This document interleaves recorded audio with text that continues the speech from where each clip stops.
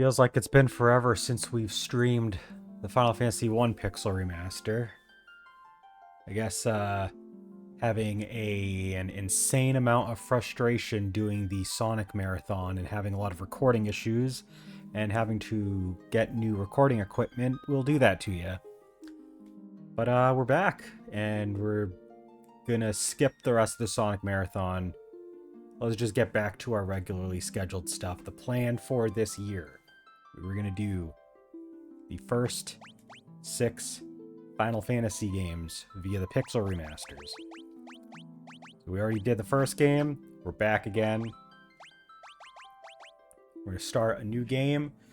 Unlike the first game, where we named our characters and we selected classes, Final Fantasy II, you can name your characters, but they are like distinctive characters, and they're not. There's no like class system. So I am not going to actually name these characters different names. I know that might sound a little boring, but in games where there's like defined characters, I'd rather just have the actual character names just for the sake of things. So we got Furion, we've got Maria, we've got Guy, and we've got Leon. Don't get attached to Leon; he will not be here for most of the game.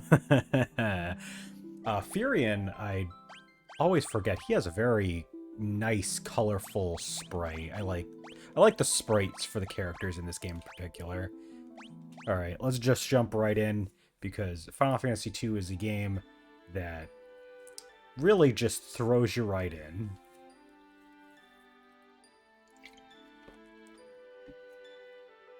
Supposedly there was a long-lived peace. I'm going to just take the Twitch chat and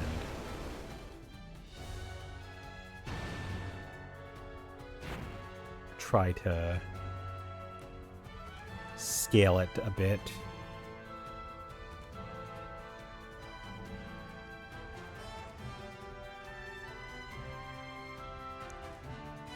There we go. Kind of keep it over on the left-hand side a little bit more.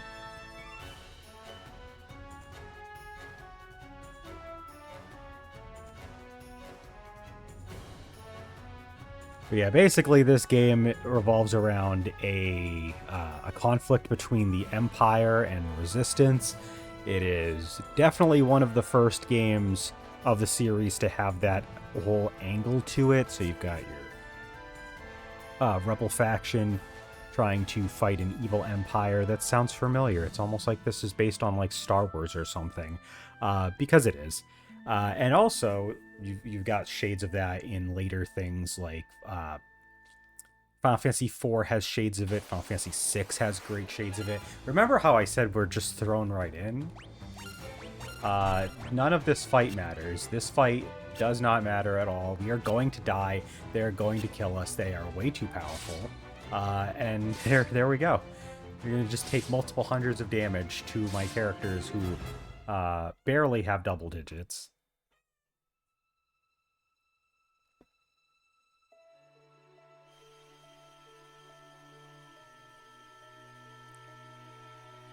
Minwu. I love Minwu. He was a great character in my first playthrough of this game. Love Minwu. His design would be the inspiration for the Mystic Knight in Final Fantasy V, which I find pretty cool.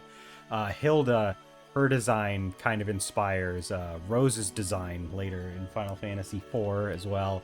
This game might not have a whole lot of like really standout stuff to its own merit, but I do really appreciate that there's a lot of stuff that this game started that other games later in the franchise would take inspiration from and do even better with. So it's exciting.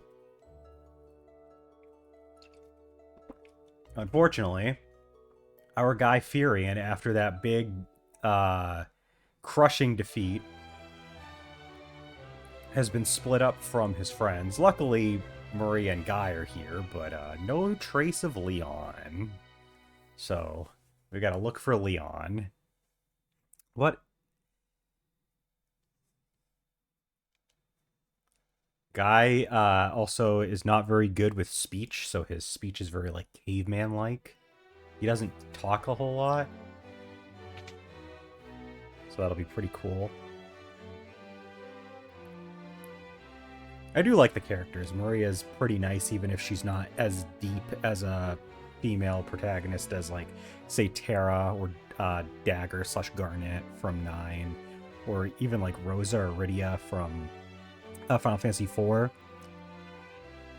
But welcome in, Al. Good to see you. I was hoping I could push the stream forward an hour, so that way by the time I started, you'd already gotten your lunch stuff done. We're relaxing for a bit, so.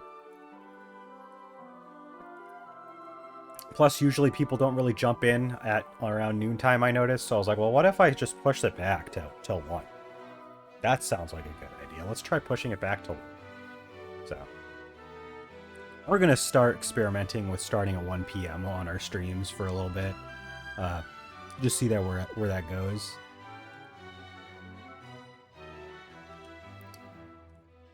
Unfortunately, our heroes are now homeless after the Empire absolutely destroyed the place that they called home.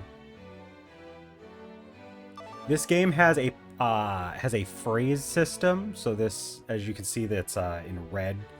She's saying the term "wild rose." We can use these glossaries. I didn't go anywhere today since it was wet and muddy. Yeah, we've got a hell of a weather happening up north here too, so it's been a good day to stay home and relax. But that glossary of terms will allow us to communicate with different NPCs, and they may say certain things. Usually it's nothing too crazy. It's not like these terms, after you unlock everything, gives you like some crazy awesome reward for it. But it is an interesting way to increase the dialogue diversity in this game. And for a game that is based on a game from 1989 or 1988, can't remember which year it was. I think it was 1988 in Japan. Pretty revolutionary. I see your destiny clearly. The future it holds seems closely entwined with my own. You will begin by journeying to Fynn. That is the first step towards realizing your fate. We don't have anything to learn, then we ask about the Wild Rose. Learn much of value by listening. I offer one more bit of advice before you depart for Fynn. Those who have fallen in battle can be revived at a sanctuary. Should one of you fall before you reach Fynn, go without hesitation to the nearest sanctuary. So they're just telling us, like, certain stuff. Just like Dragon Quest early Final Fantasy, the only way to revive is not at an inn. You have to use a special place to go get revived. That was something I forgot when I was playing Final Fantasy 1. Got this mage dude over here. I will try to, Oh, we got a canoe. Or we need to look for a canoe. I do want to go in. I want to make sure that our default speed is run. I think I'm going to go to Christian Memory as on. We're going to have our graphic display as classic. We got to get our nice little filter there. It might look fuzzy, but it looks more authentic, and it also makes it slightly easier for me to read the chat up in the top left from the actual feed of the stream, so that's always good. We're going to keep our arrangement music on because I want to keep the arrangement going. I didn't get to experience the arranged music before, so this will be my chance to actually do that. We've got font style, classic, of course. Boost. We're gonna keep the encounters on. So boosting for the stats in this game, you don't have regular experience. Your stats increase based on learning. You learn by doing, basically. You take damage, you get more defense and HP. You attack more, you get more attack. Based on the weapon you use, you cast magic, that magic levels up. So there's going to be a lot of that. I'm not going to turn on compensatory HP because that shit is broken and we will be way too overpowered, way too fast. We can definitely get our HP up just by taking damage. If it turns out we need a little bit of compensatory HP, I will consider turning it on. But yeah, I mean, actually, I think I should turn it on just to start, just so that my characters can quickly get some HP and not die, and then we'll turn it off. I think that'd be actually smarter.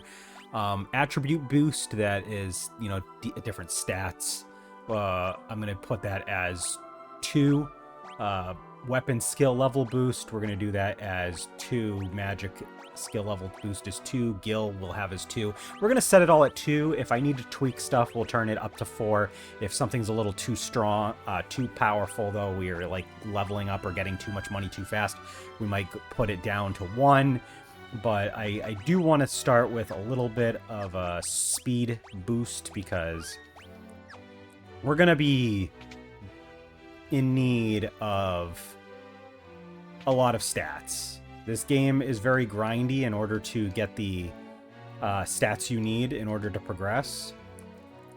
Now, I did manage to beat my original, my first run through last year at about 12 hours, I think it was. But to be fair, I did have compensatory HP on for a very large chunk of it until I realized how broken that was. So we'll see how long it takes us to do that without such a thing. We still have our map. We still have all of our other features from the past game.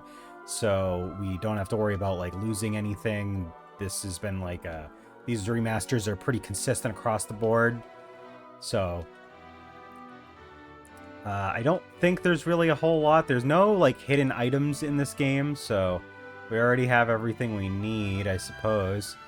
So let's see if we can get out of here. I probably should just go down this way. There we go. So we got our inn. A lot of this stuff is going to look very similar. We've got our item shop. We've got our... we've got a magic shop over here. I don't know if I can afford anything at the moment. We can afford 2 of the tomes. 3 if I get Cure as one of them. I think I'm going to get 1 Cure tome because that is very invaluable. And I think I'll get 1 Fire tome. We'll come back for the Blizzard and Thunder tomes later. And what I did when I first played this, I had Furion. Hello, Pixel. Yeah, we got I was talking to Al about it. We got a nice snow day. We got a nice weather for staying inside and hanging out. But as I was saying, I tended to make Furion more of like a jack of all trades, kind of like your Magic Knight, like your Cloud, your Celis, that kind of character. So he's going to be learning a lot of magic. Maria is mostly our defensive support role, so she's going to be using our magic that heals us, boosts us. She's pretty good at that. You can make these characters into whatever you really want them to, but it just screams that these characters do want to fill certain roles. I mean, look at this guy here. This guy's a big oaf. He's definitely going to just be throwing out big, strong physical attacks, so that's what he's going to do. Let's go ahead and check our equipment. We got a broadsword, a bow, and an axe. That's pretty much exactly what I was expecting. I remember that being the case. We have 2 broadswords. We don't need them, but we have another one. I'm not going to bother buying any other weapons. I typically have Furion as, you know, again, a knight, so he's going to have his swords. I always have to have my sword character. Maria, I do tend to like using bows with, so that she has some offensive abilities, so I don't think I'm going to switch her to, like, pure magic casting and, like, a staff. Alright, we already have a buckler on this guy. We don't have leather caps on anyone, so let's go ahead and get some leather caps on everybody. I actually don't have any more money, so that is going to have to be everything we can get right now. So let's just go ahead, equip our caps for a little extra defense. Does lower our evasion, but our HP is really, really low. We need to be able to not take a few hits until we get our HP up. But yeah, so the plan is we're going to go out there. We're going to start making our way to Finn, I believe, is up through that shrubbery. So we were just at a place called Altair.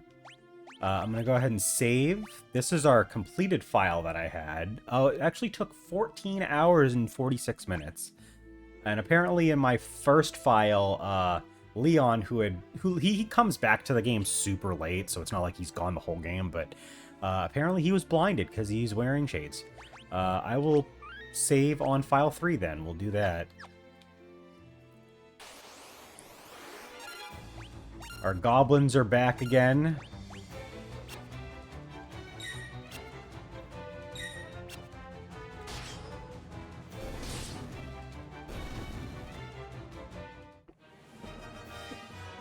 So yeah, this stat screen, this victory screen is going to look very cluttered and very full of information. So, as you can see, Firion, Maria, Guy, they have like their right hand and their left hand. So basically, your shield and your, if you have one, and your weapon, those will level up, and it'll say it down below as well. All of these stats, they can level up randomly based on what you do. So like Firion, he just blocked something, so his evasion's going to go up. Maria, I guess that happened to her too, and I guess Guy also, so... And for some reason, you can also get separate little packs of Gil. I don't know why that happens, but it does, so we can get those. Got some Hornets we're going to fight. I'm going to try to stay near Altair for a bit, because I do want to go back in and buy more magic. I want to get Firion, the whole triad of offensive black magic. Cool thing in this game does have the ability to cast magic party-wide by just toggling it, so we do not have to worry about that being a thing, because that was not a thing you could do in the first game. It was based on which magic spell you were casting, whether it could be party-wide or just a single target. This game has the scope toggle, so I love me a game that lets you split up magic against the entire team. Always good to have. Our Gil is at 134. Honestly, I think we're just going to turn that up to 4. We need more. We need our leather gloves for our gauntlet, our accessory slot or whatever. And we also need more magic tomes, so might be a good idea. Firion, I think I'm going to just have you cast fire against the leg eaters.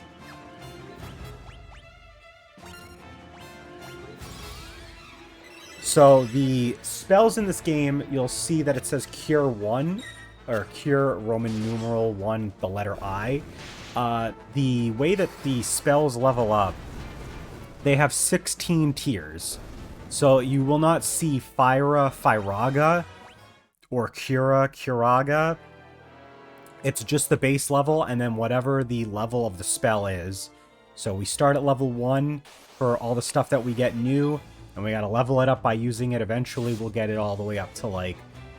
I think when I beat the game, most of my stuff was around level 8 or 9. Some stuff was hitting a level 10 or so. But the maximum is 16, so it can snowball, but it can also take a little bit. Once you get to those higher levels, though, it's you can clear out enemies pretty quick, and you can like do a ton of healing efficiently and quickly. So it's going to be something that we're going to definitely try to level up. In fact, I think I'm going to keep the attribute boost at 2, so like the stats will level up just a little faster, but nah, I think I'll keep that at 2. I was going to turn it on to 4, and I was like, wait a minute, no. We don't need any weapons. We're good on our weapons, actually. Let's see, we can afford the leather gloves. We can. And I do now have enough money to buy the Thunder and Blizzard spells, so we'll go ahead and do that. Give those to Firion. And honestly, I think we'll be on our way. I don't think I'm going to use Firion as like a healer quite yet. So, go ahead and do that.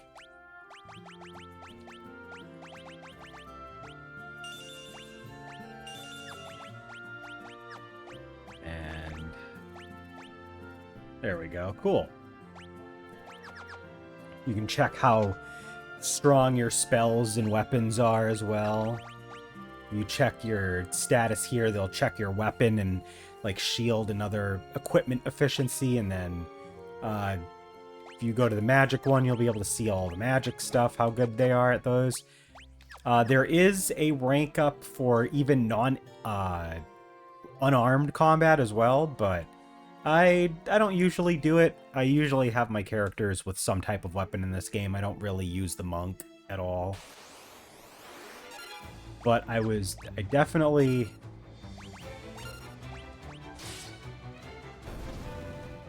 have considered using... I like to use the monks in some games, but not in all of them. I contemplated it in Final Fantasy 1, ultimately just decided no. I will probably be making use of Black Belt / Monk quite a bit in Final Fantasy 3, because in Final Fantasy 3 they have the highest vitality, which allows you to level your HP up faster. Because Final Fantasy 3 is really intricate with like how you level up your stats. It's based on what jobs you have at the time. So it's going to be... I'm going to be using a lot of classes like that I might not normally be known for using when we get to stuff like Final Fantasy 3 and Final Fantasy 5. Gonna be a lot wackier there.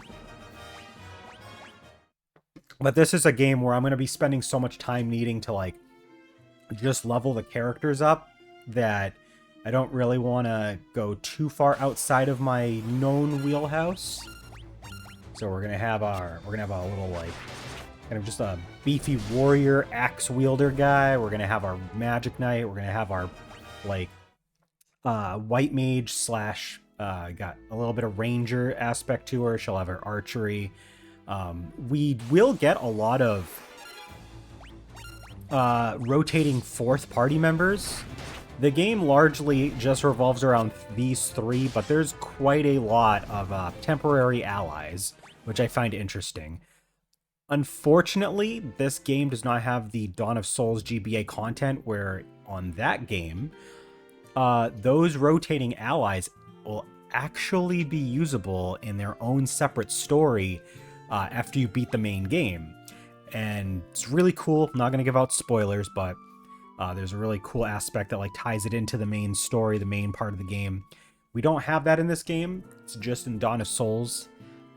So perhaps I will come back and play like the Dawn of Souls release, but it's not necessary to get the full scope of the game, and it is the only major addition that this version just doesn't have. And again, as I said in Final Fantasy 1 when we were going through that, I mean, I'd rather just have the quality of life upgrades so that we can get through the game a little more briskly and be able to tune things to how we need them.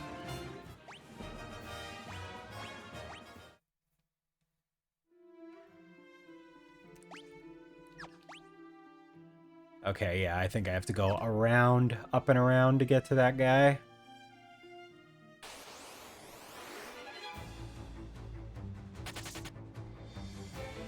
I definitely am not a fan of how frequently enemies can run away in this game. But at least poison is a status that like goes away after battle.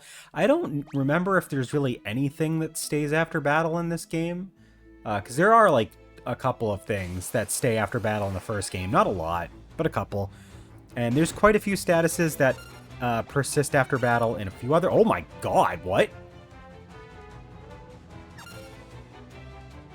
He just... I looked away and he hit Guy and Guy just died. Guy had 7... Oh my goodness.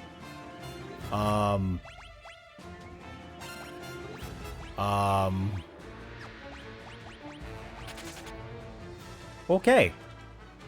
That was definitely way too much. I'm gonna turn off. I did say this game can get grindy, so I might have to just stick around and grind for a little bit. To be fair, I think I did that at the beginning of the first game anyway, so nothing out of the ordinary here. I do think it's pretty cool how, like, You'll see like airships flying around on the overworld. It's a nice little touch. Shows you how the Empire is got aerial control over the land. I do like how the revival works in this game. You just like put the dead character's body there.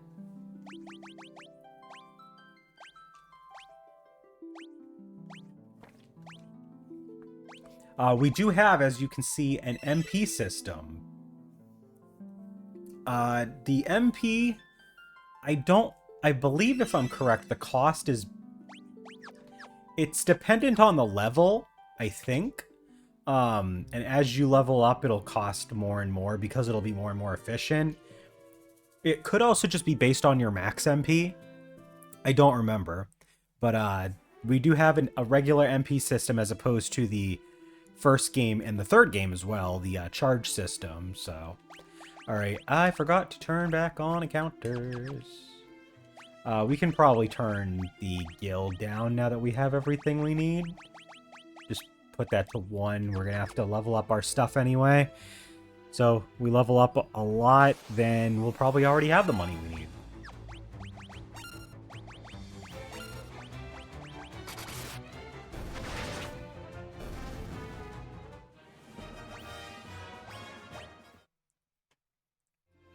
So, Guy is getting a bunch of HP. Furion and Maria, not so much. I'll probably turn off the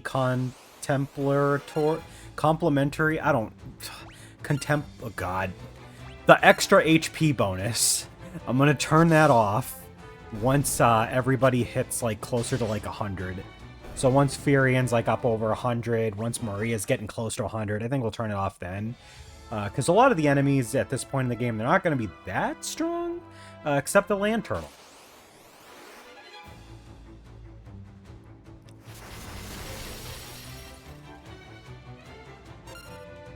Oh! Uh-huh. I cannot be over here then right now. These guys literally have... Oh, goodness. These guys literally have level 5 spells. Okay, I cannot be here right now. I don't know where... I don't remember where Finn is on the map, but apparently I don't want to be over here. Because that shit keeps killing me.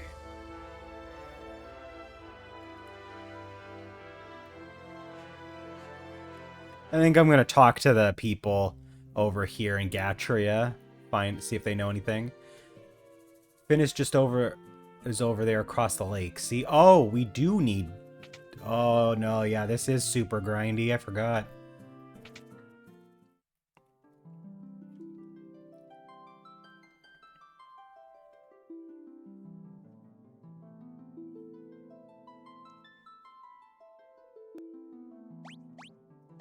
It is weird how when you revive your characters, like, you get automatically brought into the menu.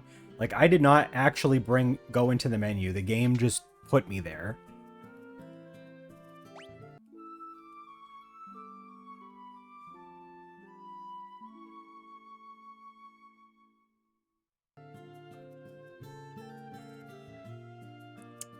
Oh, cool. Both my copies of Pokemon Red and Pokemon Blue have already been sent out from eBay, so that's pretty cool. Let me just go ahead and turn that back on.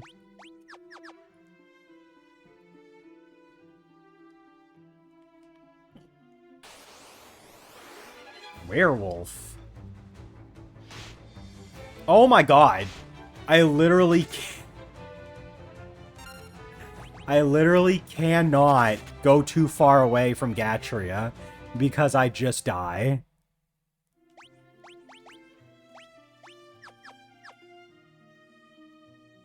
I forgot. This is probably one of my bigger problems with the game.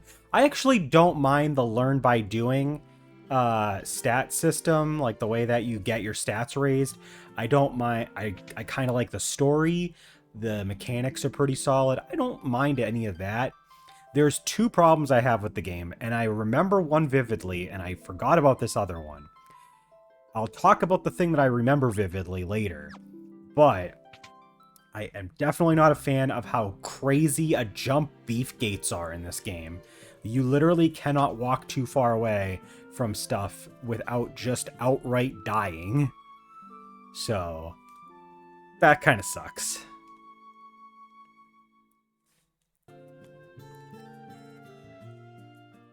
Alright, I'm going to save.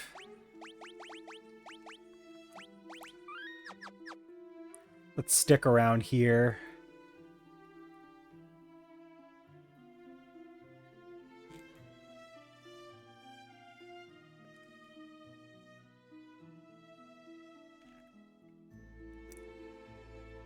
I definitely don't want to die. Oh, did I turn that back on yet? I did not. I've been turning it off in order to get away from strong enemies this whole time. Oh, crap. I had them on flee recently. Damn it. I can't do the auto battle until I've actually selected for them to, like, attack stuff.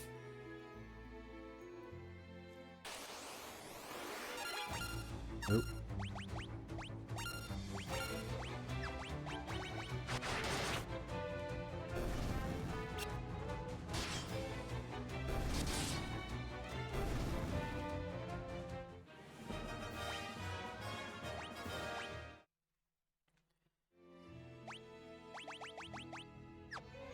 I'm going to try and use Therian's magic a little bit more so we can level that up as well as we go. Yeah, so the magic cost is based on, like, MP. That's right. Or, not based on MP. It is MP based on the level of the spell. So as you get more powerful ranks, they will naturally cost more, but they'll also be more efficient.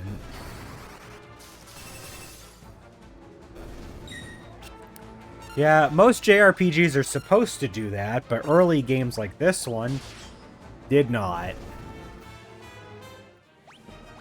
And Final Fantasy 1 was just better designed in that regard, and like they just naturally, enemies flowed, enemy progression flowed based on what areas you'd have access to anyway. This game, not so much.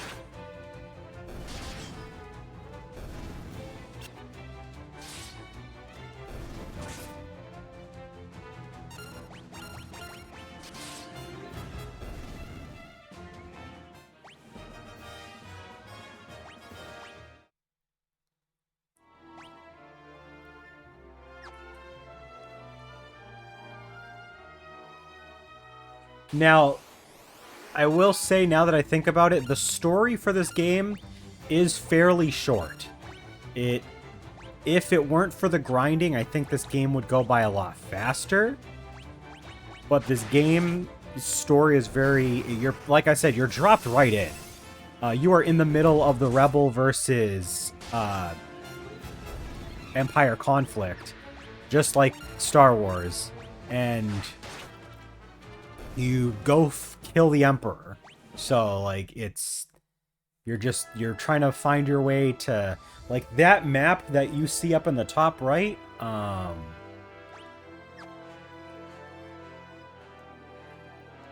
I'm gonna keep it about that big. I think that big's just about right.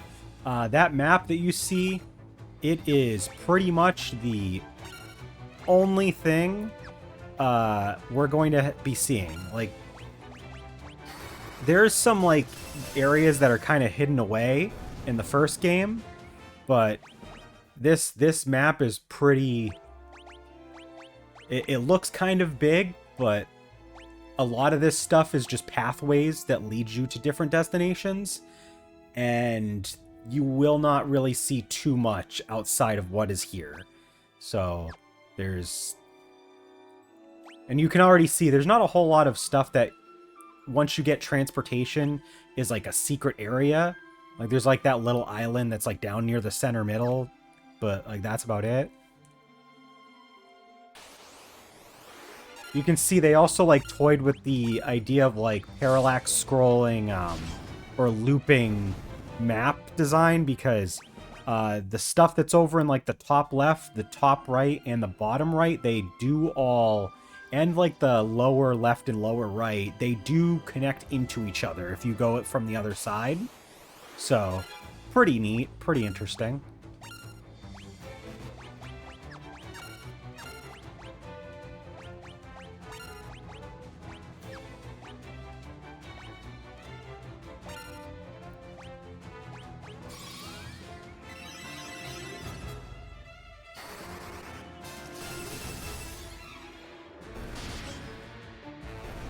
Unfortunately, Furion's magic is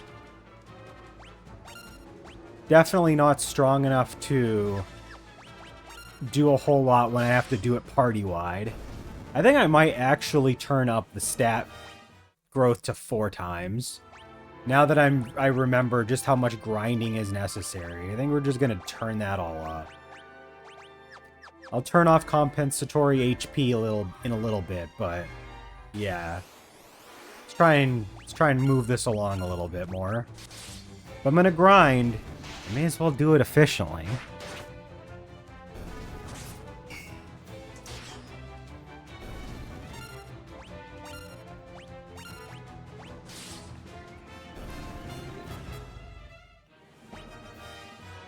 We got Furion at 90 HP, Murray at 50. Cool.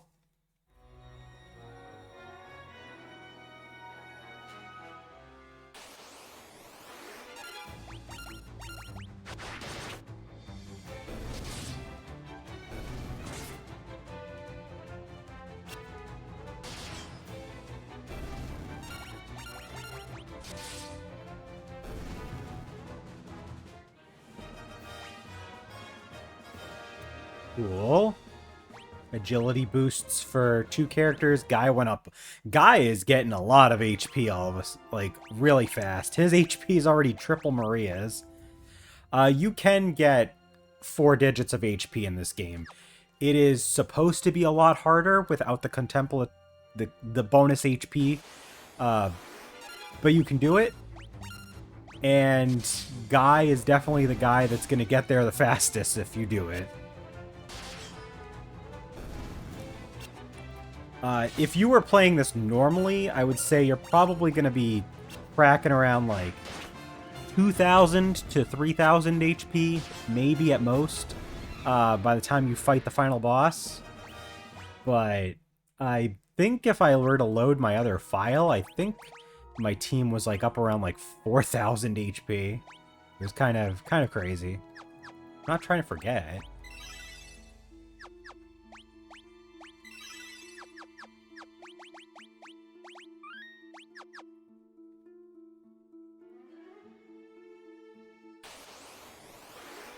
Goblin.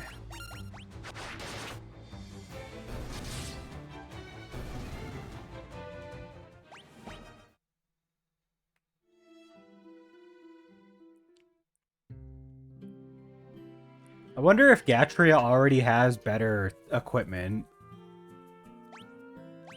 Nah, they just got the same stuff. Okay. At least as far as weapons goes.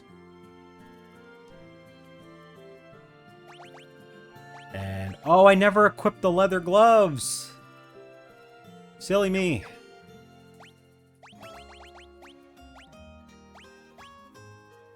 Maybe I should have done that.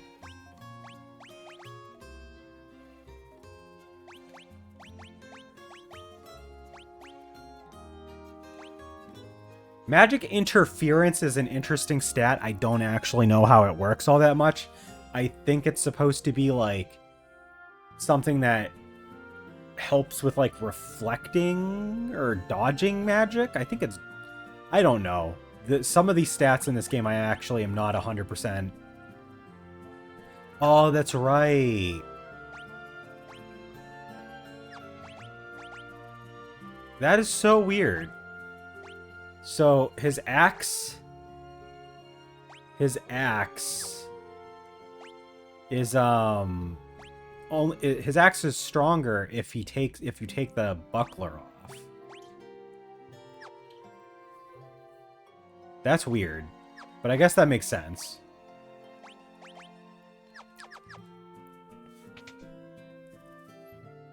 Forgot all about that. I don't remember if I bothered to have him wielding a shield or not.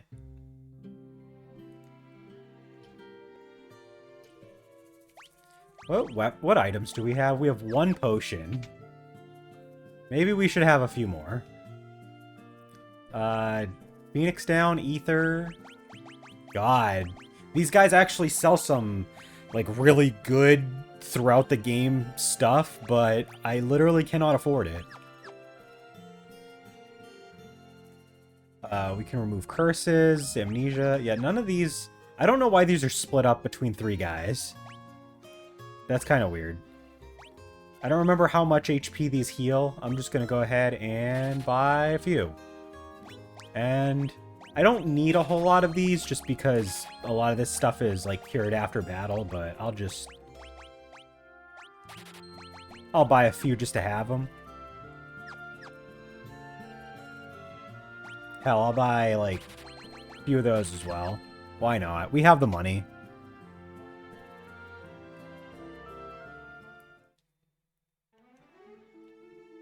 I still don't trust us going too far away.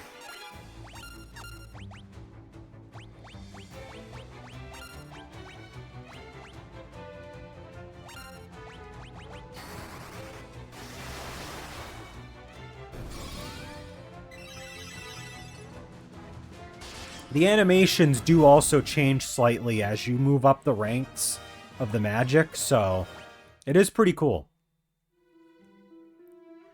Like, I think if this game was more well-tuned, or maybe just came out at a later time, where they could have fleshed this sort of system out, I think it could have been pretty great, actually. I know people tend to complain about the stat system in this game. That is not one of my complaints. I definitely am not a fan of the wild swings in how strong monsters are, though. And there is something that's going to come up when we get to it where it is really annoying. I can't wait to talk about it. I don't want to give it away, but I definitely don't like this game for one major thing. And it is something that literally no other Final Fantasy game is like that bad about. So I don't know how they fucked it up this bad. Probably just a time constraint thing. You'll see what I mean when we get to talk about it, though. How does it rank overall compared to other Final Fantasies I've played? Good question. It is lower. It is pretty low. I would say that... Alright, so I played... let me establish the ones I've played. I may not have beaten them, but like ones I've played at least a substantial amount. I've played literally all of the first 10. So 1, 2, 3, 4, 5, 6, 7, 8, 9, 10. I have played Final Fantasy X-2. I have played Final Fantasy 15. An amount. I don't know if we're counting spin-offs, but Final Fantasy Tactics is a big one. And that's about it so far. I haven't played... I mean, I guess I could also say Final Fantasy VII Remake. Though not Rebirth, because I haven't played Rebirth yet. So Remake. I played Dirge of Cerberus. I think that's everything. I would say that Final Fantasy II is definitely near the lower end.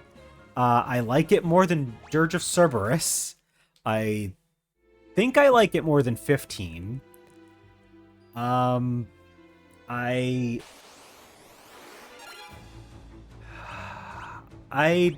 don't think I like this game more than Final Fantasy VIII. I know that's really weird. Like I've been talking about Final Fantasy VIII quite a bit. I don't think I like this game more than Final Fantasy VIII. I think that there's aspects of Final Fantasy VIII I legitimately like a lot more than this game. It's definitely not better than like all of like the ones I think are like more like really good.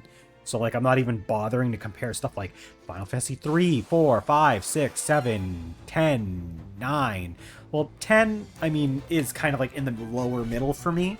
I definitely don't like it as much as most people do, but like I like it enough. I don't think I like this more than Final Fantasy VII Remake. Final Fantasy VII Remake isn't super high up for me, but I like it, so, like, I'm not gonna say I dislike it. I think I like it more than quite a few of these earlier titles that I put really low.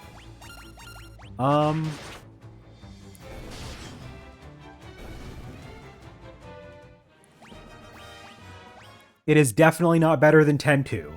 Final Fantasy 10-2, unironically, really good game. Like, that shit is insanely good. I wish I beat that game. I got stuck on a mission where I was trying to find a specific thing, and I kept, like, going all over the place. And I was, like, 14, so I didn't know what the hell I was doing, because I barely played any RPGs before. But, I still liked Final Fantasy X-2 a whole lot, so... Alright, I think I'll probably turn off the extra HP soon. I'm just waiting on Maria, to be honest. Like, if she can just get a little closer to 100, maybe go up over it, that'd be nice.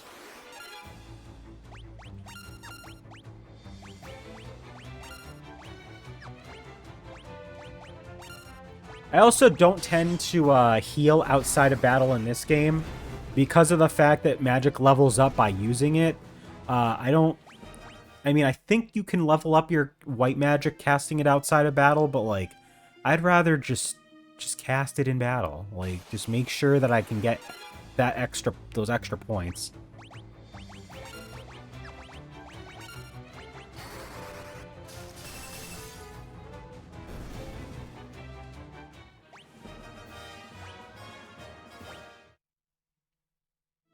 Yeah, you can see I'm, like, still getting lots of gil, even though my multiplier's only 1, because of the fact that the game is throwing so much extra, like, chunks of gil as part of the rewards.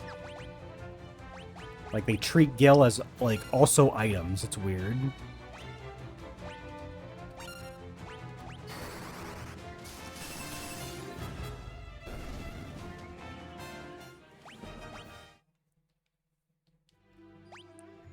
Of the first 10 Final Fantasy games, though, this is definitely my least favorite. But I don't hate it. I still like it. So, like, the fact that I'm saying I like all of the first 10 Final Fantasy games, even the one that a lot of people say they don't like. Alright, I'm just going to go ahead and use it.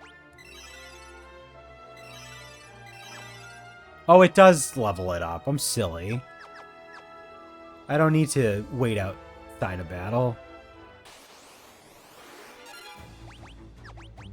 That poor fucking goblin. What are you doing by yourself over here? Maria is also known as, like, a fast character, too. Like, she just has, like, a weird, Dirge of Cerberus stream when? Never. I also don't remember what that's on. Like, I know it's on PS2, but I don't know, like, what other platforms it can be played on. And I'm not going to go out of my way to buy it if it's on PS4. I don't think it is on PS4. I'm not going to buy it. I would have to set up my emulator for PS2 again. I haven't done that. I have to do it eventually anyway for Ape Escape 3, and even then, I still don't think that I want to... Oh, wait, I set it up recently to play one of the Dragon Ball games on it. But I still would not play Dirge of Cerberus, even then. Like, no thank you. Like, it's fine. Like, I don't... It's just...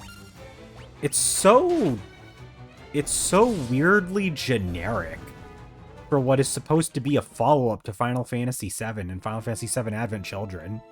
Like, I played it, I remembered that I played as Vincent, and I felt nothing.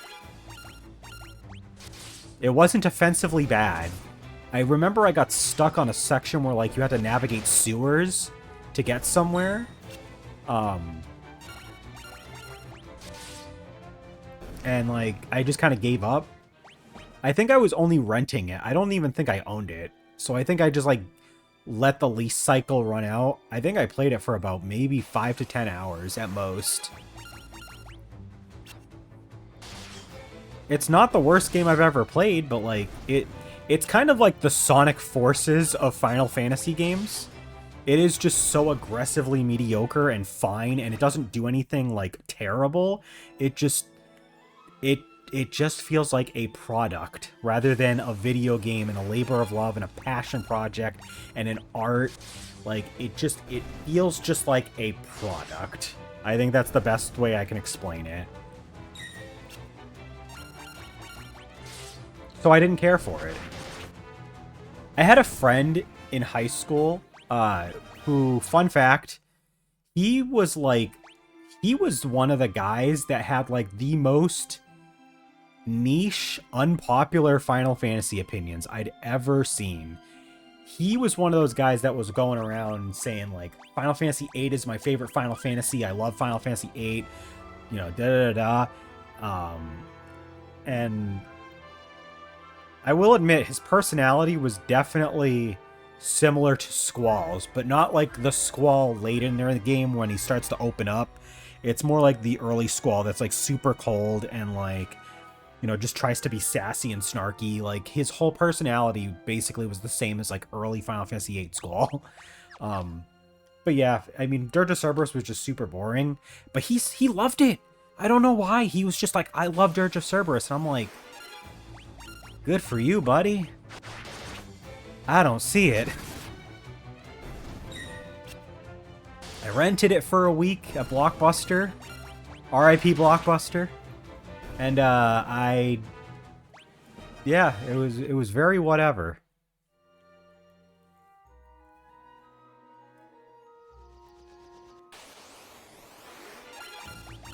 Damn, Guy is just shooting up in HP. I might actually be able to go after the Lantern.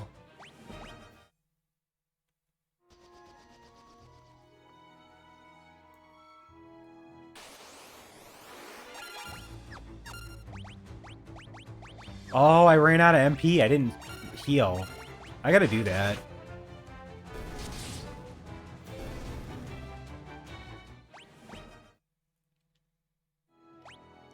Alright, I think I'm gonna go ahead and turn off... not encounters. That. If I need it again, I can always turn it back on.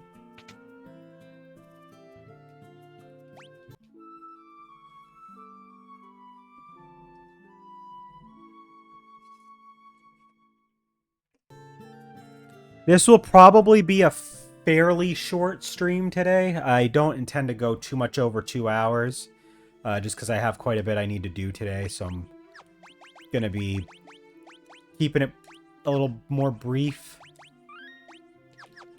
I got some dishes to do. I've got a little bit of cleaning I'd like to get done.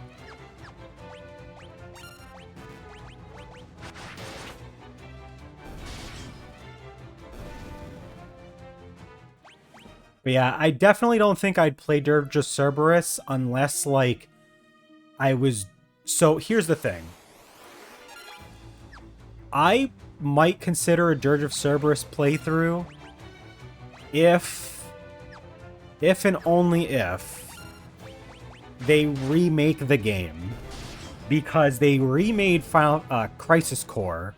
They're remaking the whole base of Final Fantasy VII into 3 games.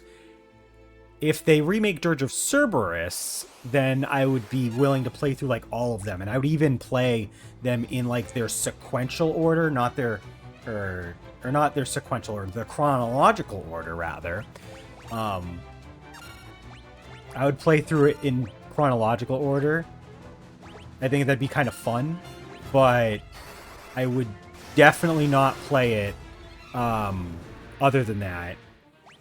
Because, I mean, I could technically play Dirge of Cerberus and the and Crisis Core as like an extension to the base Final Fantasy VII when I get to Final Fantasy VII, but I don't know, man. I forgot that this background was in the game. I do appreciate the attention to detail that they do, where like Even if you're on like a random tile, like this bridge, we got the bridge background. Like that's pretty cool. That's really cool, actually. I fuck with that.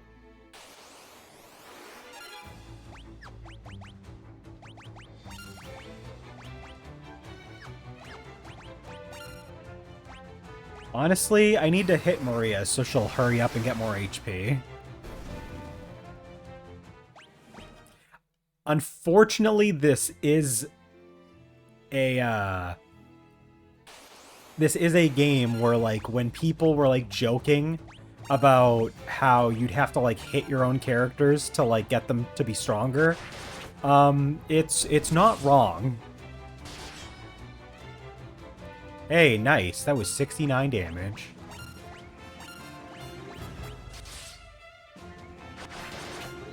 You will see me hit my own characters if I feel like I want to get extra HP. Because see, like, we just got a bunch more HP now because of that.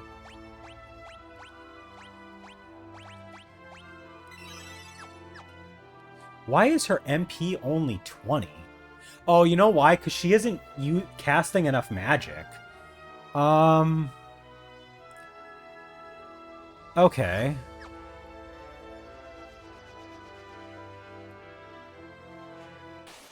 We gotta get that up.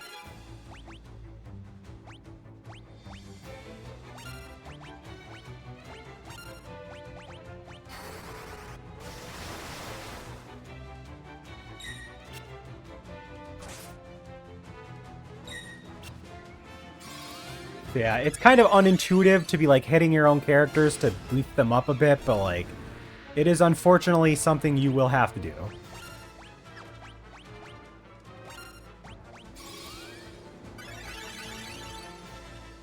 The battle theme for this game, the orchestral arrangement that they decided to do, they definitely were really going for that Star Wars thing.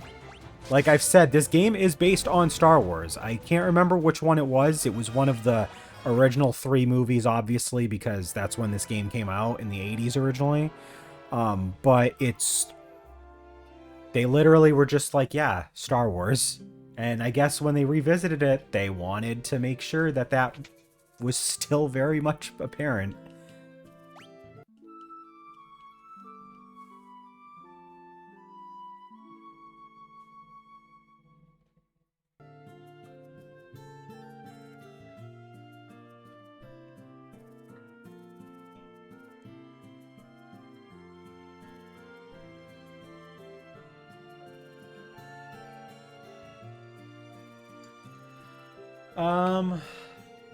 See. Okay, yeah, this one doesn't have the... I think I'm gonna go get... I'm gonna go get some spells for Maria and Guy. I don't think I'm gonna have them have access to, like, all the same offensive magic, but, like, especially for Maria, like, her... I mean, now her MP's caught up, but it would be nice to make sure that we can keep doing that. And eventually I want Guy to have some form of MP, because there are some, like, support spells that are helpful for him to have.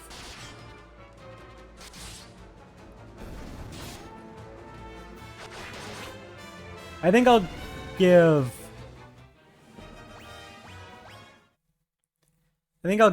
Maria Thunder and Guy Blizzard. I think that fits.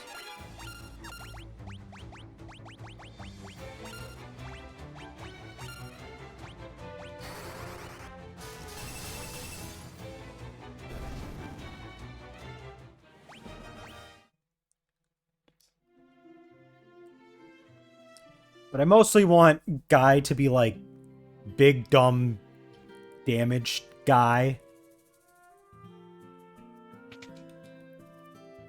So, probably not gonna focus too much. Alright, so we'll do a Thunder Tome. Blizzard Tome. And you know what? Fuck it. We can give Guy access to Cure. Why not? We'll give Guy Cure. We'll give Guy Blizzard. And we'll give Maria Thunder. I still want to kind of keep them differentiated a little bit. Like, one thing that I mean, I know it's just baked into the game, but my one major complaint with Final Fantasy VI, despite it being like one of my new favorite games of all time, is you literally just make everybody the same thing. Like, they are all gonna have like all the magic, and it's just they homogenize at the end of the game, and I'm not a big fan of that. So I like to avoid it when possible, and I'm gonna try to avoid it here.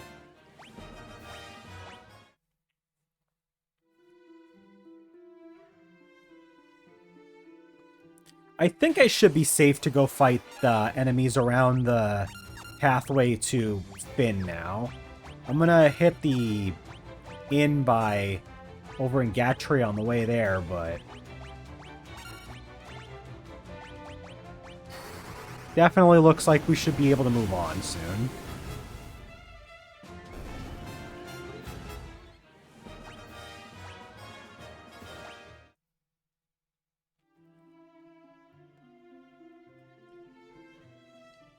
I am no stranger to grinding, though, in games at this point. I cannot tell you the amount of hours I've sunk into Dragon Quest IX recently. I spent more time on it since I picked it back up than I did before I stopped playing, and I was a pretty sizable way in when I first played it in 2012. And my god, that game is so extremely great, especially since I'm playing it alone, because it had multiplayer features. You were meant to play it multiplayer, but you can play it single player. But it is also stupidly grindy. Like, I'd have to fish the game out. And I might do that just to, like, check it before the end of the stream. Just to show. But it is insane the amount of time I've spent on it. What's Sneezy up to? Good question. She is sleeping behind me, actually. So she's curled up in a ball on the bed. I actually am not in the other room that I usually am in. I was like in the beanbag chair before, and I would like, I'd chill in the other room and like have this hooked up to the TV in there. And I decided I wanted to stay in the bedroom. So I have my setup where like my laptop's on the table that I have near the TV. So it can reach the Elgato, and everything can reach that TV. And then my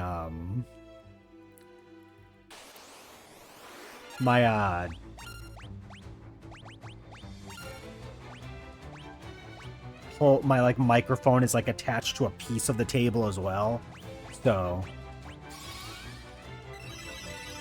I kind of just reconciled with the fact that if I'm going to record games, I kind of want to play it in the bedroom, because I like having the secondary TV, but the secondary TV seems to be having some problems based on which HDMI I plug in. It can't handle newer HDMI based on like higher power, like more powerful like signals.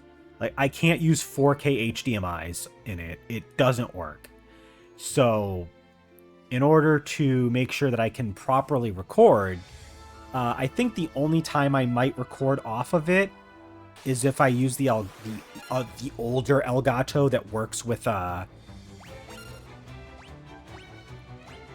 yeah, more tech issues, but at least it's like stuff that I can fit, that I can work around. But yeah, I can use the old Elgato HD60S with my Retron, and I think I can just record that just fine off the laptop, with the laptop in the TV in the other room. Since the signal is something that it can handle. It's an older TV, but all of my stuff that I like to usually stream and play is on newer systems that use newer HDMI that the old TV over there does not work with well, so. No, if you want to talk about tech issues, I was having a weird issue the other day. A couple weeks back, I was playing Sonic Unleashed on the Wii, in the other room, and the display kept, like, going black at points. And I don't know if it's because of my Wii's component cable, or if it's the connection in the TV that is the problem. So that is a shame.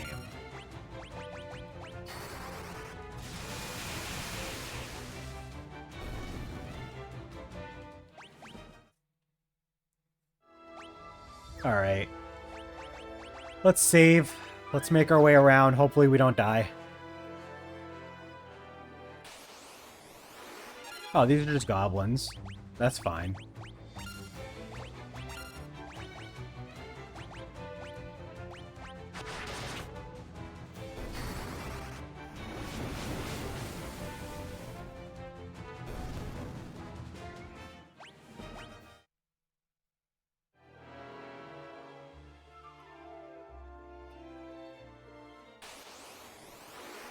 Oh.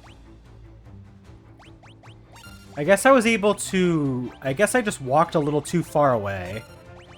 I think the marshland is, like, the area that you don't want to touch.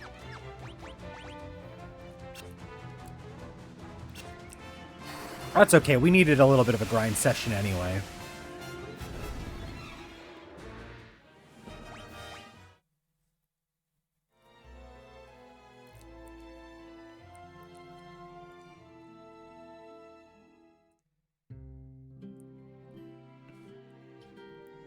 City is crawling with Imperial soldiers. We have to be careful. Make sure not to get too close.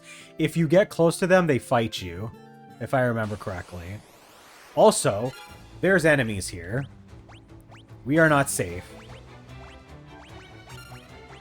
Even got a cute little town background. Oh yeah, I don't remember if you jumped in on any of the Final Fantasy 1 streams, but I'm doing the CRT filter for all of the pixel remasters. It looks good. It blends the pixels together, makes the sprites look like they're intended to, makes the environments look more like they were intended to look. Yeah, it's fuzzy because of the filter, but like, I don't care. It looks more like I think it was meant to. I've hopped on that train where like pixel sprites for a lot of older games, they were meant with the scan lines and that sort of thing in mind. So like those lines and like the blurriness, they complete the image. It feels incomplete without it. So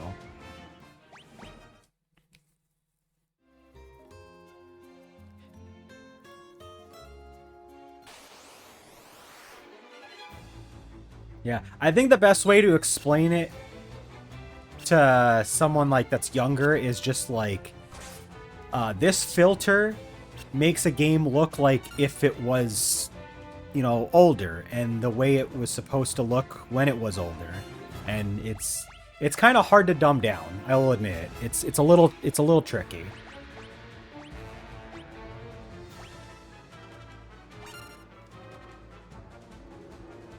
I'll just use a physical attack.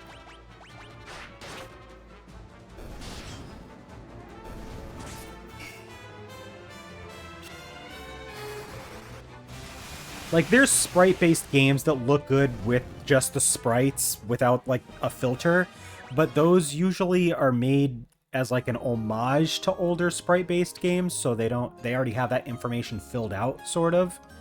But, like, yeah, no, like, games like this, like, if I were to turn off, like, the, like, if I turn that off, the sprites for Maria and Furion and Guy just look a little bit off. And then when I turn it back on, like, you've got the shadowing effect on the cheeks for Guy. Maria doesn't look like a zombie because she's not just like pale white all across. It adds a shadowing effect. It's kind of interesting. Yeah.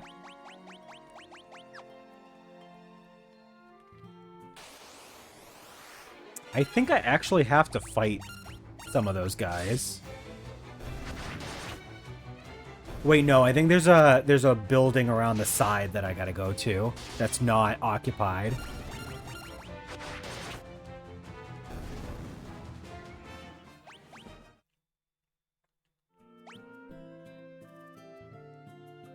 Yeah, okay, I remember now. I think.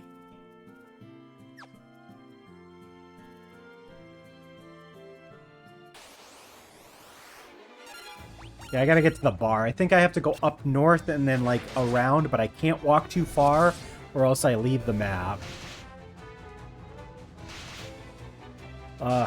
So this is... So problem number one, this game is not well balanced with the random encounters location data. You can accidentally randomly step on a tile area where, like, the enemies are just way, way stronger. Problem number two, the encounter rate, when the encounters are on, insanely high. Like, enemies are just constantly coming at you.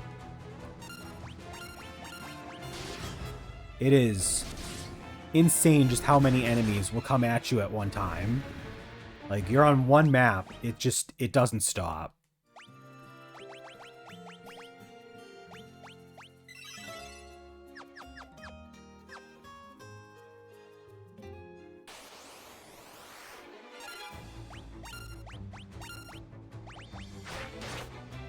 Oh, wait, no, I think I just have to go to the castle first. I'm gonna go to the bar, like the little tavern anyway, just to make sure, but I think I might actually just have to go to the castle.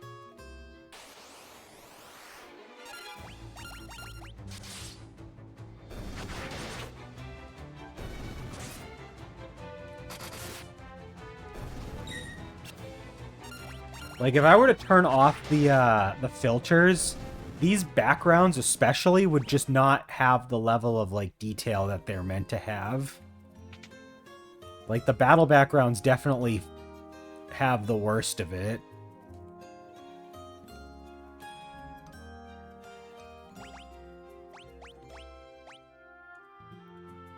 Okay, no, I'm in the right spot.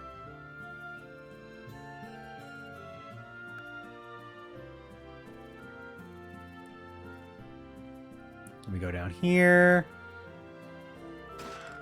A potion. Another potion. Oh man, another potion.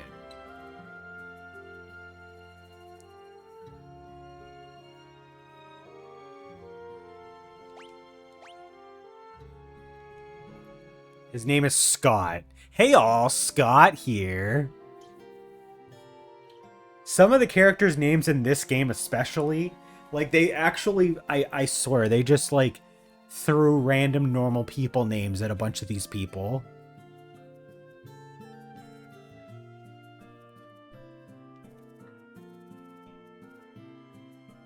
Count Borgin beat Borgin. We got a lot of Aerith and Bob happening in this.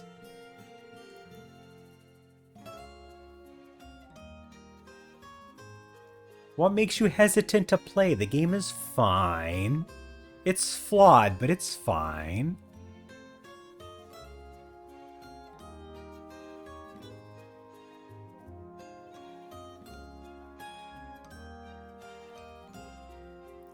We got his ring.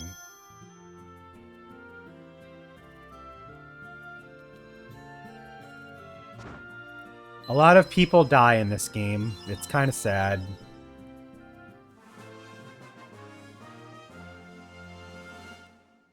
R.I.P. Scott. I can't believe Scott the Waz died.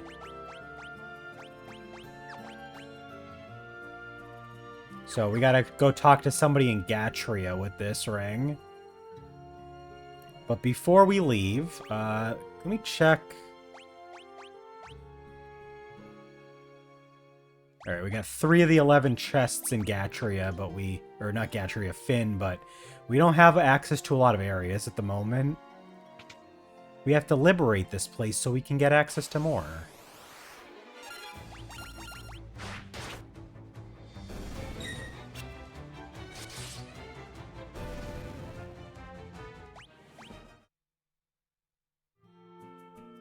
Alright, let's check the castle. Oh, we can't go in here yet. That's right. We need access to get into the castle.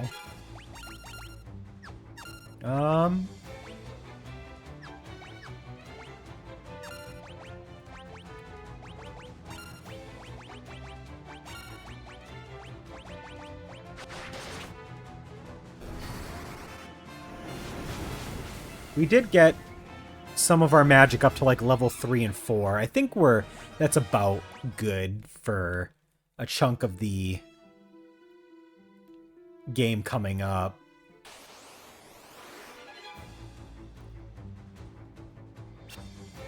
I think I might actually even turn down the rate that we get stats.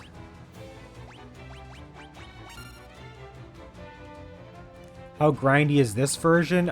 Considering that you have the quality of life features, it's not as grindy, obviously, as like any of the versions that don't have experience boost toggles, but it is still fairly grindy. I was explaining to Al before you jumped in that the plot of this game and the world map are surprisingly small for what looks to be a bigger game. I would say this is a shorter game than the first game. And actually, honestly, probably a shorter game than any of the first 6 on average. But the grinding makes it take longer. Because there are hard walls at points of the game where if you don't have the stats, you just won't live long enough. So, it's not well balanced in that regard.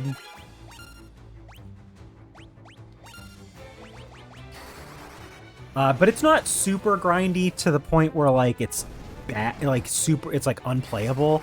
Like I would probably put this as less grindy. This game and this version of this game, especially, is definitely less grindy than Final Fantasy III on DS, which was extremely grindy. And Final Fantasy IV on DS was also extremely grindy, and were also very slow because of the animation speed, just the overall game speed. So this game's not as bad as those. But I wouldn't say it's not grindy. It's definitely grindy. It's a smoothed out version of a grindy game. I'm gonna hit Furion so he can get some more HP. Never mind, those all died.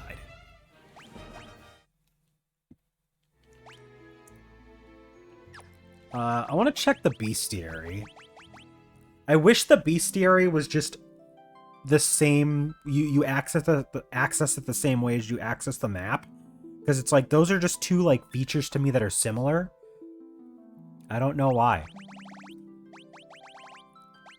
Oh yeah. So because of the fact that I've played this game before, I have almost all of this filled out already. So I will not actually need to... Apparently, the bestiary carries between save files, which is good. It also means I don't actually need to fill in all this other stuff. I just have a few enemies here and there to get, so that's not that bad.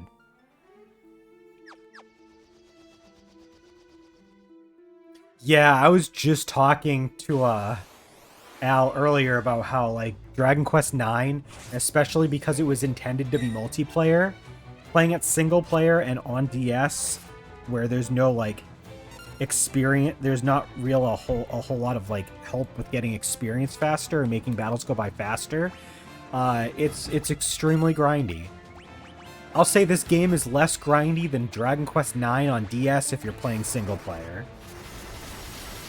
That's a bit of a mouthful, but hope that gets the point across. It is not that bad.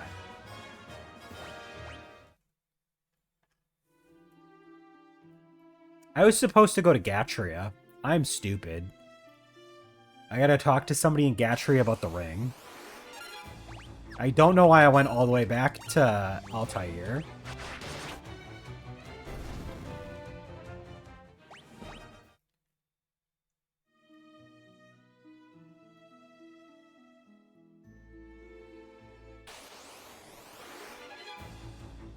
Preemptive strike.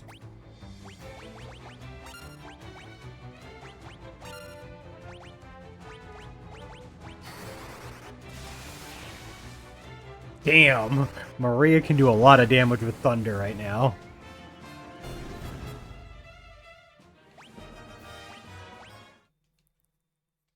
There we go, got Fury and some more HP. Ooh. Definitely need to rest at the end. Gotta replenish the MP pools.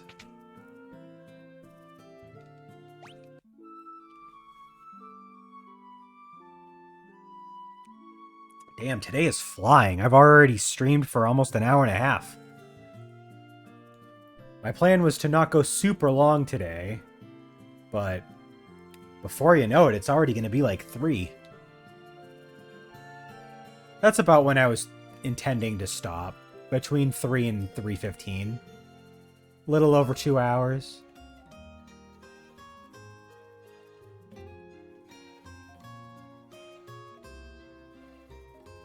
I can't remember where the person is that I need to talk to about this ring.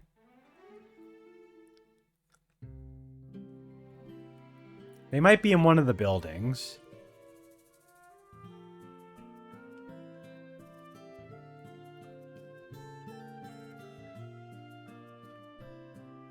Please move. Thank you.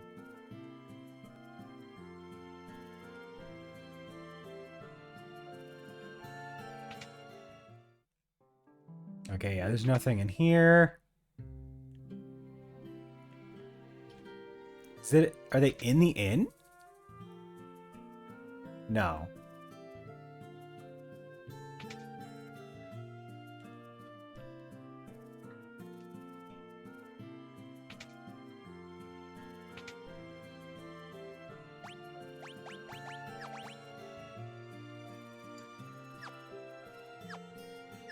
I'm in Gatria.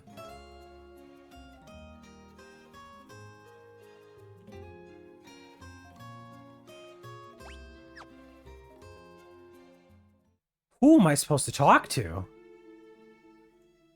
I forgot who I'm supposed to talk to. Now let's go in the weapon shop. No.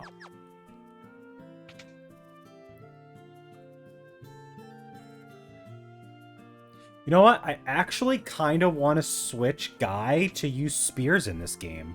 I had him using axes the first time I played, but I kind of want him to be a bit of like a dragoon. I think that'd be kind of cool. Yeah, let's go ahead and do that.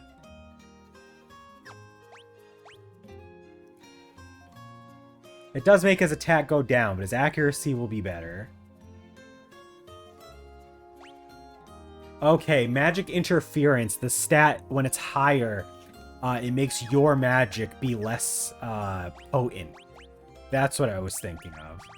So, like, lower number is good if you want the magic to be, if you want your character's magic to do better.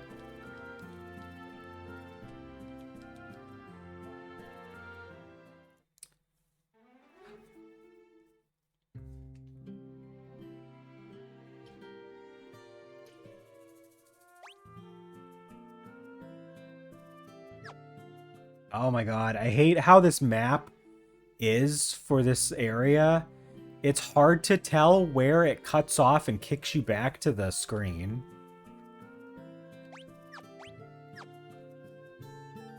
Where is the person?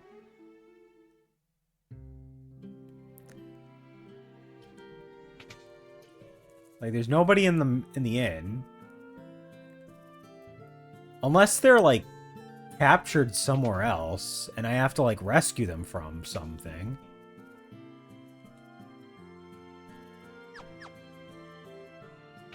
Oh my god, I might actually have to, like... I think I have to look up a guide. Let's look up a guide.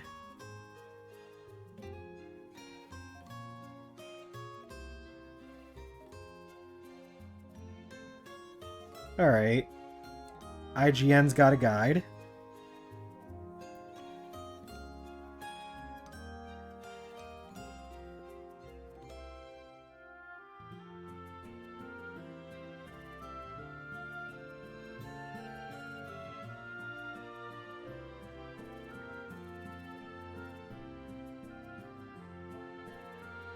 Okay, no, we have to give it to Hilda, that's right. I forgot. We need to show it to her first. He literally said that, and I looked over, and I, like, glanced over it. So I was going the right way when I went to Altair. Like, my subliminal gamer brain, when I was, like, not paying attention to what I was doing, and I was heading back to Altair, was bringing me where I needed to go. And then my brain actually kicked in and decided it didn't want to do what I was supposed to do. Hate that.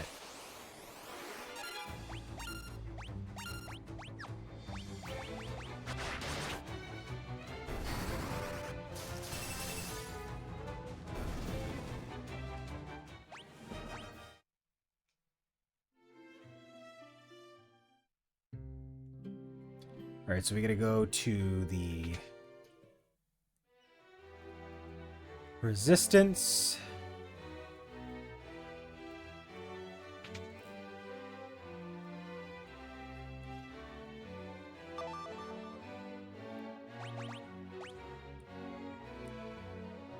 No, he died, unfortunately.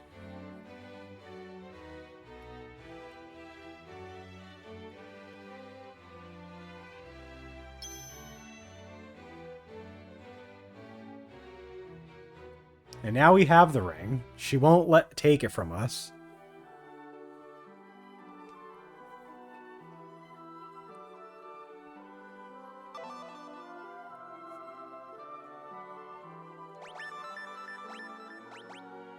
Now let's ask about it.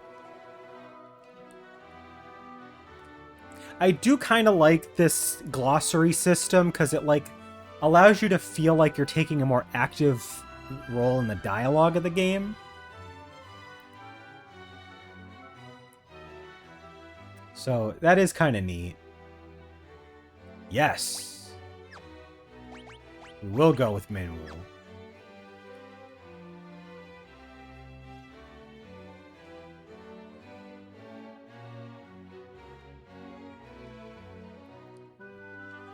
So, Minwoo is the first of many temporary party members in this game. And depending on how much you grind, you'll find that the characters can sometimes be caught up with you or not. We actually kind of stuck around the right point, so he's not underpowered. So that's good. Copper Cuirass. I'm stealing that. Thank you.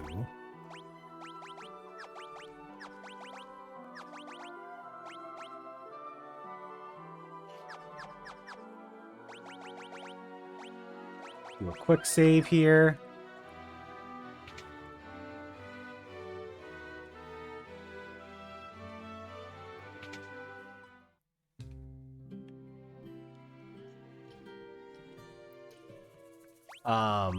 What magic do you have, Minwoo? Oh, that's right. This dude just has fucking everything.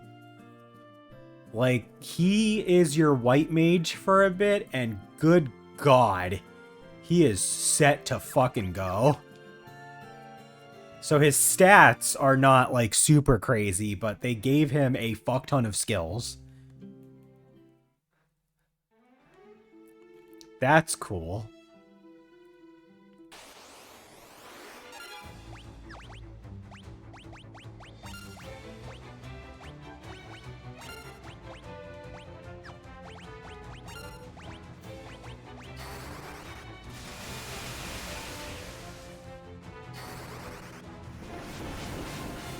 If you see me hitting myself, most of the time, it is deliberate. Just don't forget that. I am doing it on purpose because I need health. I need my characters to level up. I need them to get their stats up. Sometimes you really just gotta be smacking yourself.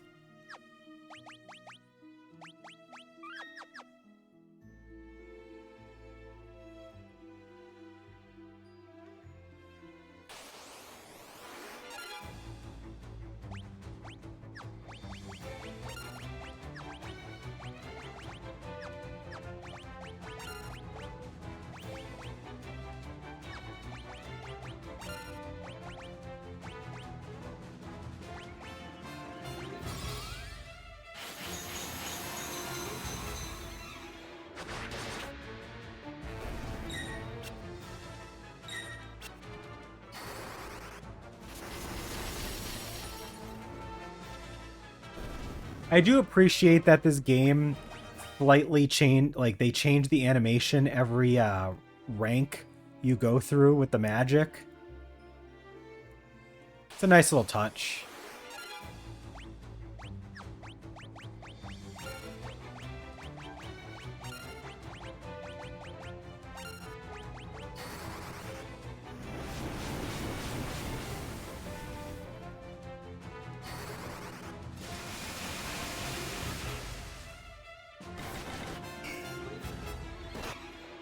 Damn. Oh, we're still not looking good against these guys. We are still not looking good.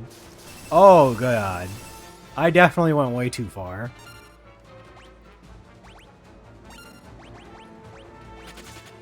Okay, let's get out of here. Let's turn off encounters. Let's go heal, and let's not go over here.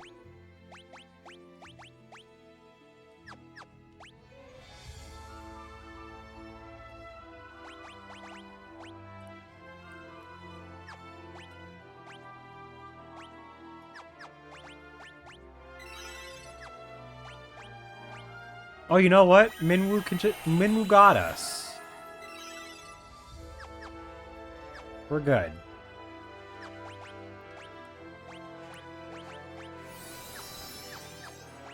I should probably put Minwoo in the back, since he's a cleric. It's kind of interesting that Minwoo's design would inspire the Mystic Knight in Final Fantasy V, but mechanically, Minwoo and, like, Mystic Knight are not the same thing. Because Minwoo's a cleric, but the Mystic Knight is like a magic offensive base class.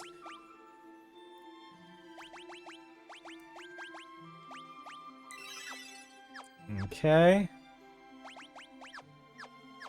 I think I can turn down the... Oop, wrong thing. I can turn down all of that to 2 again.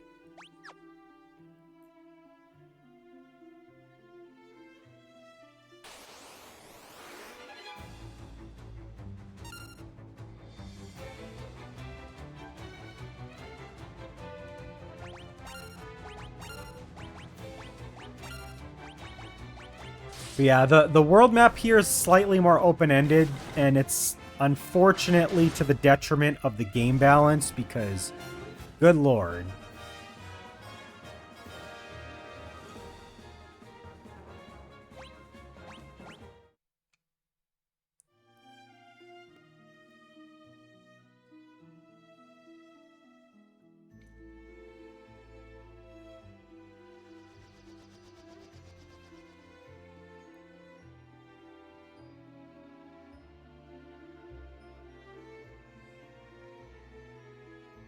Oh, I gotta go back and talk to the princess, because there's a few more keywords we need to learn. Hold up.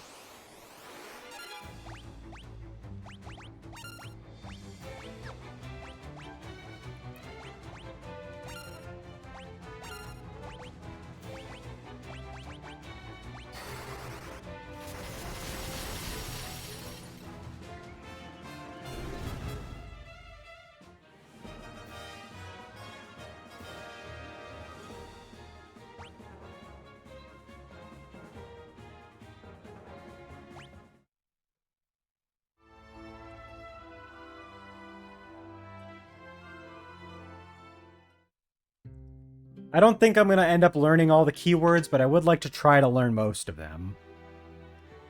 there's quite a few that are required to progress the game in certain ways.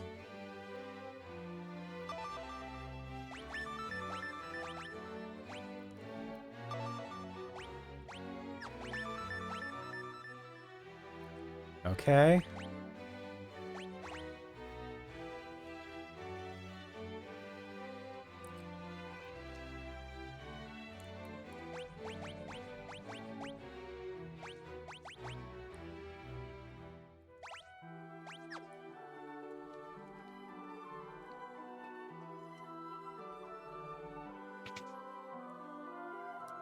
Now that we have a few more keywords, now we can go.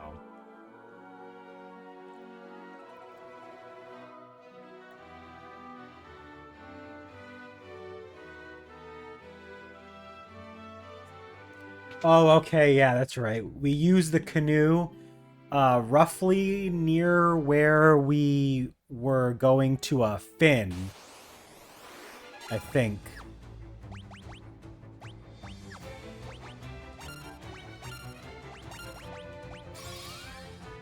Oh, I forgot to do that to everybody. That was supposed to be party-wide.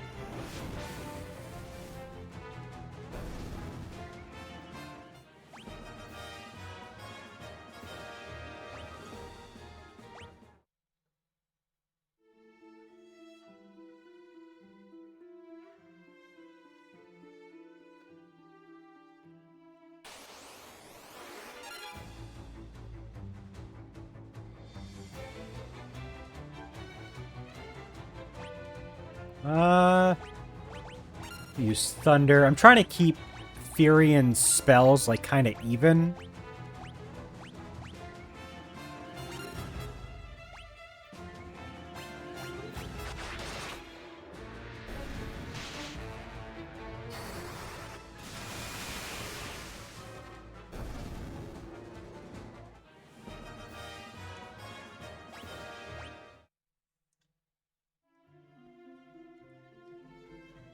The canoe can be used on this. Look at that. We got the ship over here.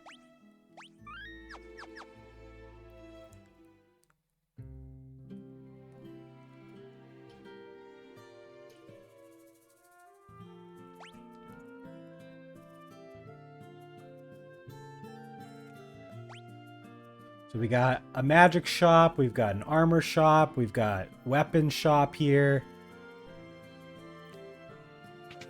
Should have some new stuff.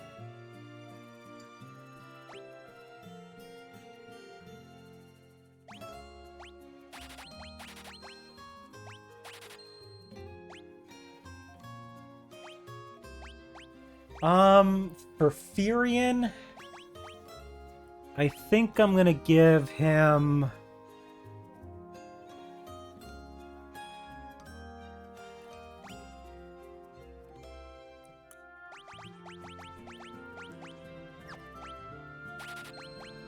I'll give him Protect and Shell as well.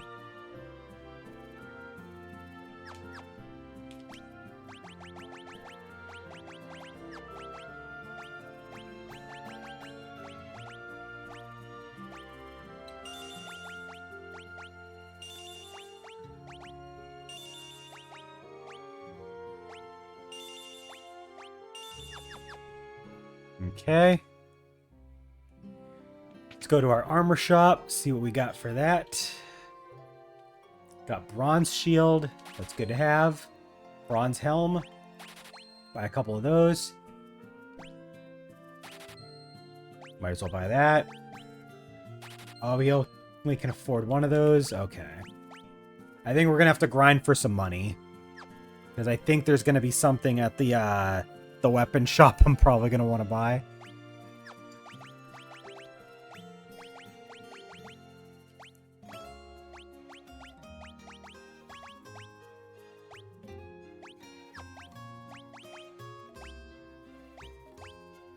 She can move up to leather armor.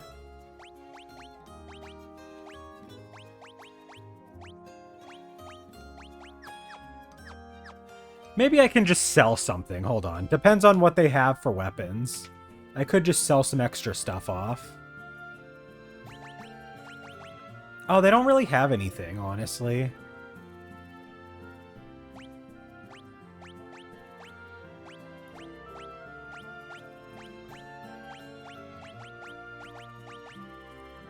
Like, it does say... It has, like... So one thing I don't like about this game, but unfortunately it's just kind of a thing, is, like, it will give you a green arrow or a red arrow, but it's not really telling you what is going to improve. Like, you could have some stats that go down, but others that go up. And I know that the dagger's not as strong attack-wise as the broadsword. Yeah, no, I don't think I need any new weapons. I think we're good.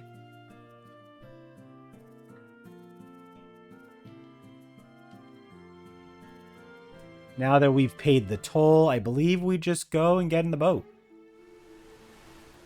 Net autopilots over to the next area.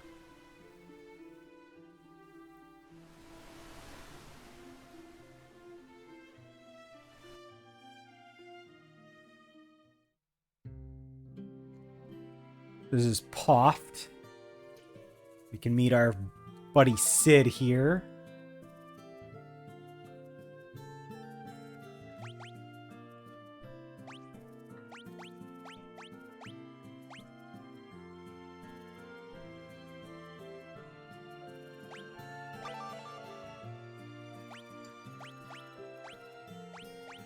And these ones that are not red give you, like, nothing, so not worth talking to there. I'm not going to talk to him yet. I want to see what else is going on in this town, because I forget. Shit, what if there's something here? Oh, they're just doing the same shit. Never mind.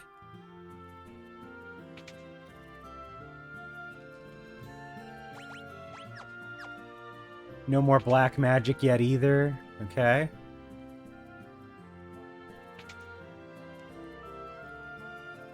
Yeah, it's just the same shop that we were already at. Okay. Yeah, let's go ahead and pay the guy. I don't know how much we have to pay him, though. We might actually have to grind just for the money for the toll.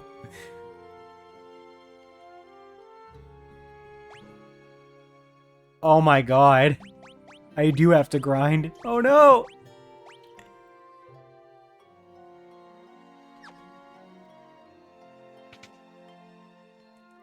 Alright.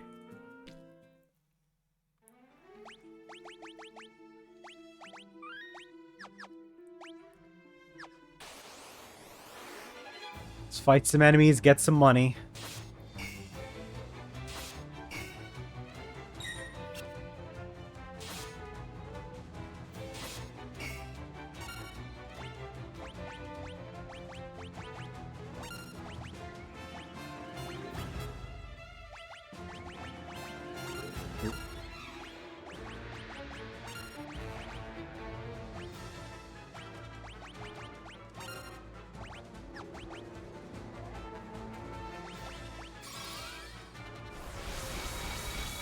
Back to the old grind. Yeah, unfortunately, that's what we gotta do.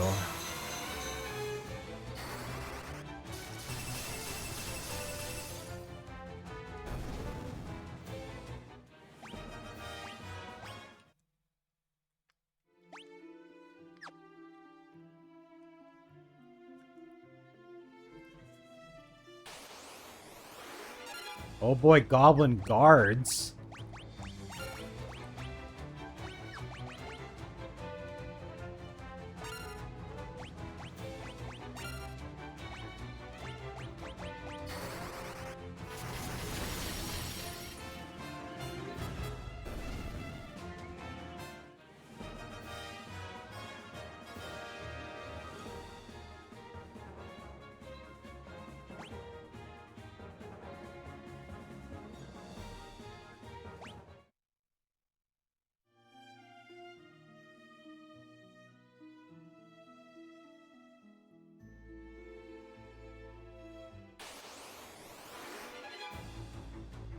Still fighting a lot of the same enemies, so...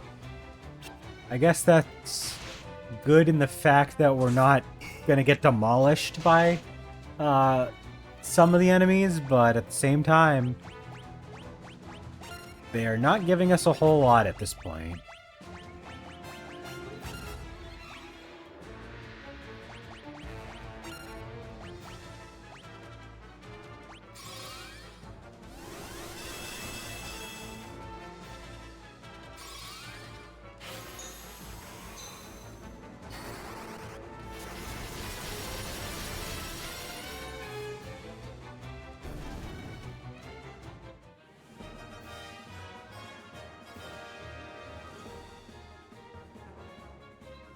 Oh, okay. We can actually reach Salamand if we want to, just by going up there.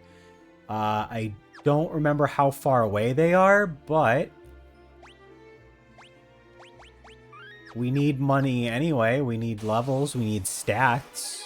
So may as well just go.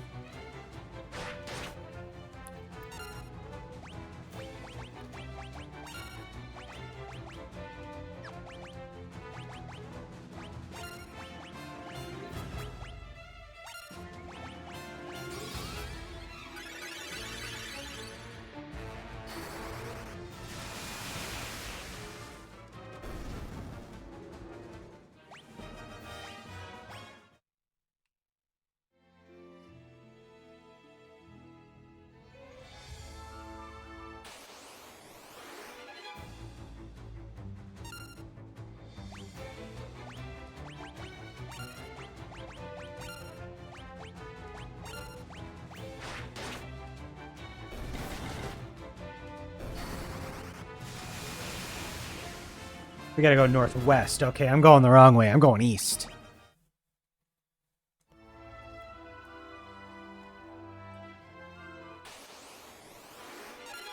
Vampire Thorn. It is dead.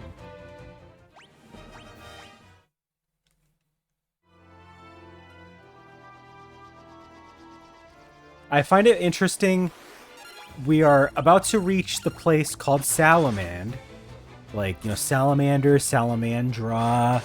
And yet the village is covered in snow.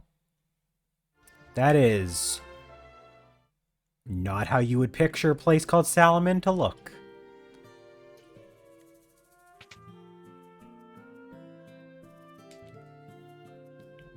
Shit.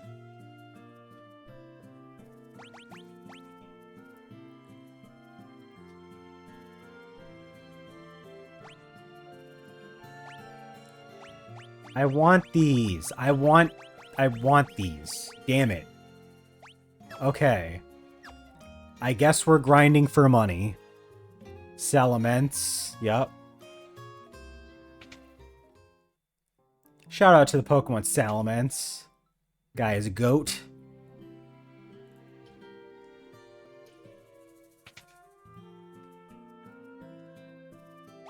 Oh, now we got a longsword. Okay.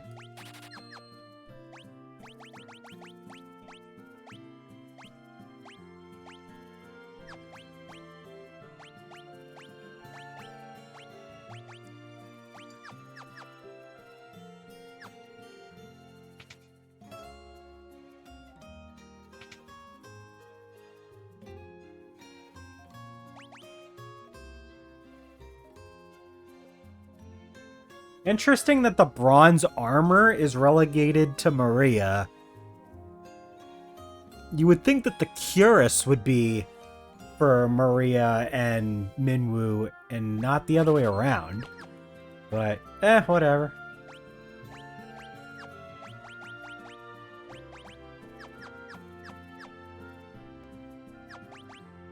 Alright, what do I got a bunch of duplicates of that I can sell?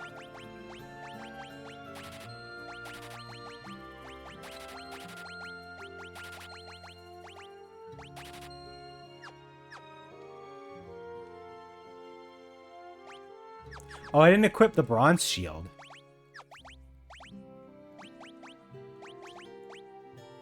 There we go.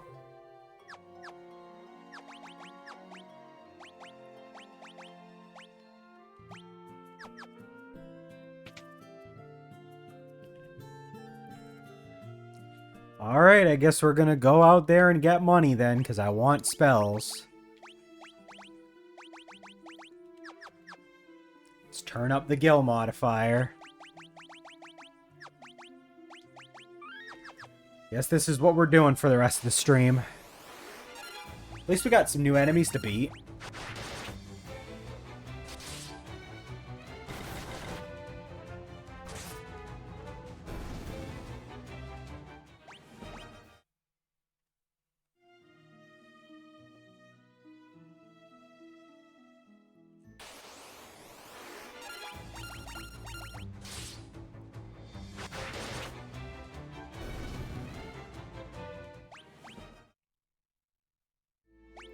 Yeah, you can see though what I mean by this game is fairly short in terms of scope, because like we've already gone through a very good chunk of the landmass, and it's only going to continue to get like this as we continue on, where we will be like just flying through areas.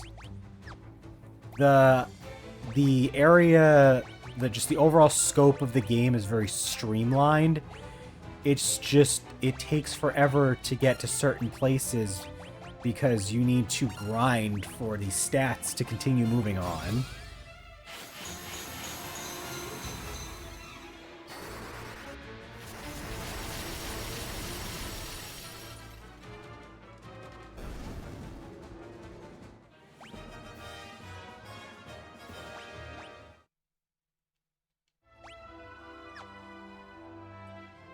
But yeah, I'm just gonna grind until we get enough money to hopefully afford at least a couple of the spells that are in there, because I really want at least the teleport tome to get us out of dungeons, because we're gonna be going into dungeons pretty soon.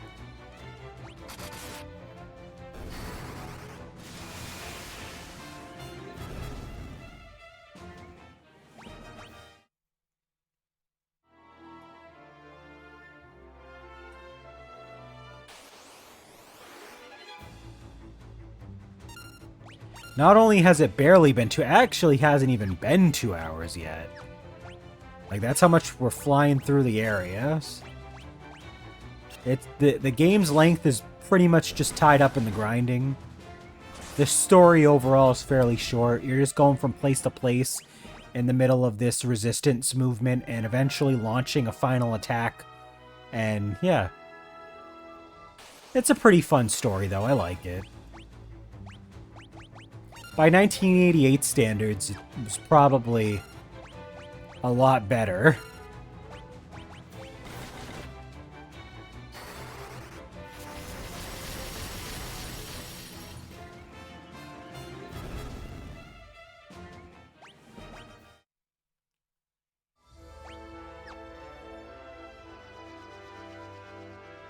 It is neat, though, to see the airships flying around. Just makes the world feel a little more alive.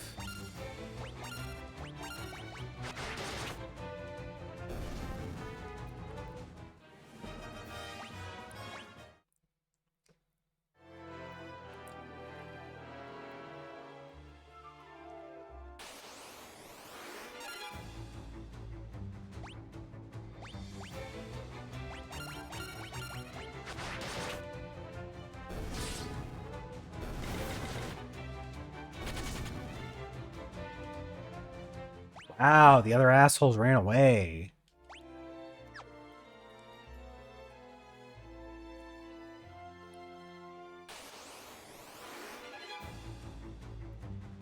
Yeah, especially like, I mean, Furion, he looks like he could get away with just being like a knight or like a renegade. But like, Guy literally looks like he's just trying out to be a superhero.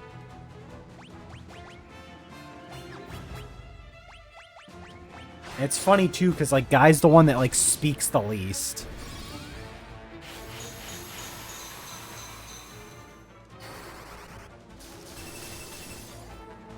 Guy is known for such iconic lines as Guy speak beaver.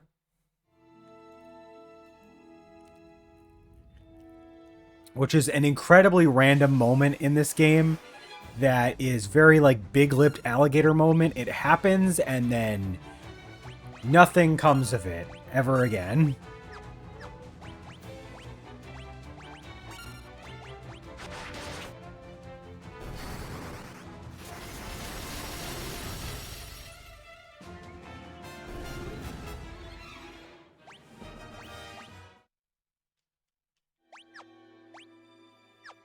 $3,000.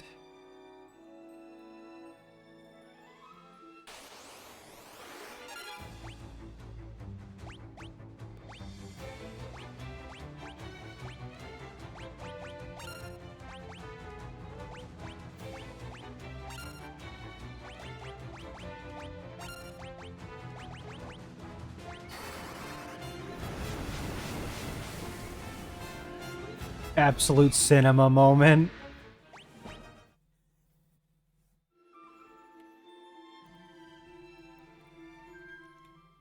I'm pretty excited to get to that part because it is a funny moment of the game.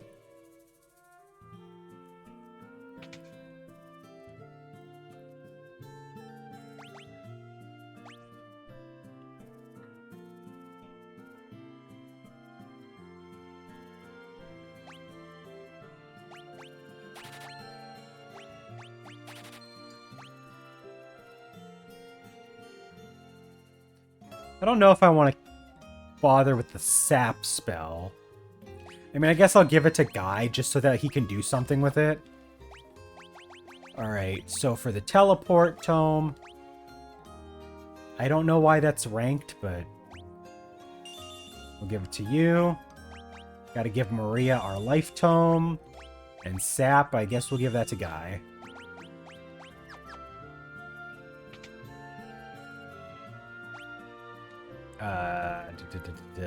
Everybody's pretty healthy, so I don't really feel the need to use the inn. Let's go talk to some people around here.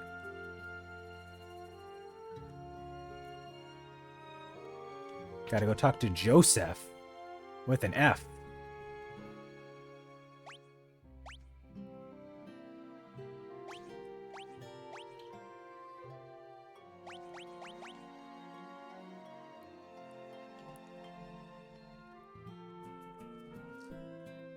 There's a bunch of people from Salamand who are being forced to work in the cave at Summit Falls. Rescue them and we'll talk.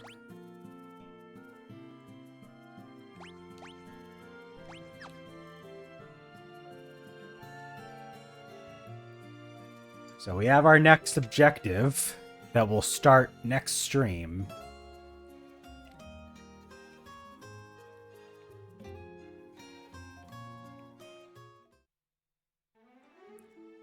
Let's just beat up a few more enemies before we sign off.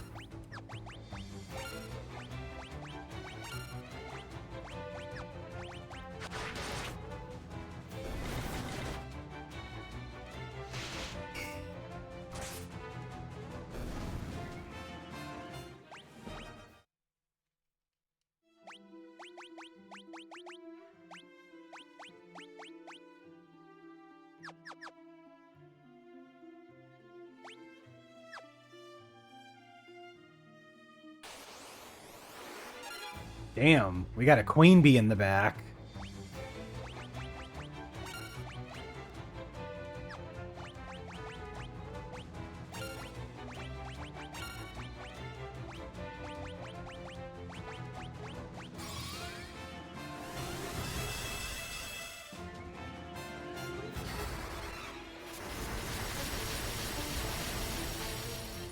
Always satisfying to see a spell that just, like, hits a crap ton of enemies all at once.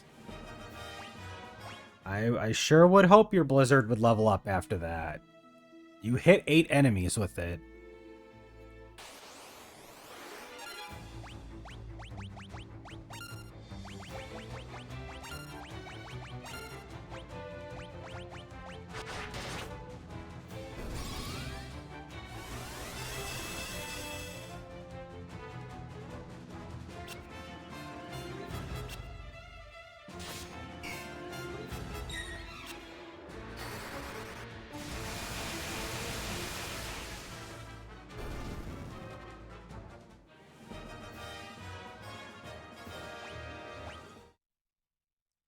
Got a lot of gil out of that one.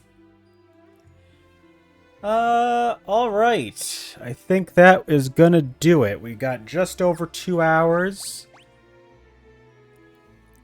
of stream time. Just under 2 hours of playtime. So I think we will stop for today so I can get some stuff done around the house. And when we come back tomorrow, we have our next objective ahead of us. We've got to rescue those people so we can talk to Joseph and try to get some mithril. But thank you everybody for tuning in. Hope you guys have a good rest of your day. We'll catch you tomorrow with more Final Fantasy II Pixel Remaster. Till then, bye-bye.